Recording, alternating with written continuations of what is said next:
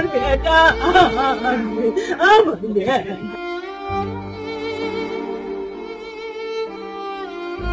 আমার মৃত্যুর জন্য মা এবং বউ কেউ দায়ী না, আমি দায়ী। কাউকে ভালো রাখতে পারলাম না, বউ যেন সব স্বর্ণ নিয়ে যায় এবং ভালো থাকে। মায়ের দায়িত্ব দুই ভাইয়ের ওপর, তারা যেন মাকে ভালো রাখে। স্বর্ণবাদে যা আছে তা মায়ের জন্য, আর দিদি যেন কোঅর্ডিনেট করে। হ্যাঁ ভিউয়ার্স, এই চিঠিটি লিখেই ওপারে পাড়ি জমালেন এএসপি পলাশ।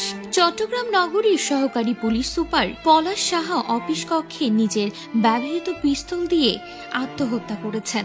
বুধবার বেলা 11:50 দিকে এ ঘটনা ঘটেছে। এ সময় তার কক্ষ থেকে একটি চিরকুটও উদ্ধার করা হয়েছে, যে চিরকুট পড়ে সকলেই শোকাহত, যেখানে লেখা রয়েছে, আমার মৃত্যুর জন্য মা এবং বউ কেউ দায়ী না, আমিই দায়ী।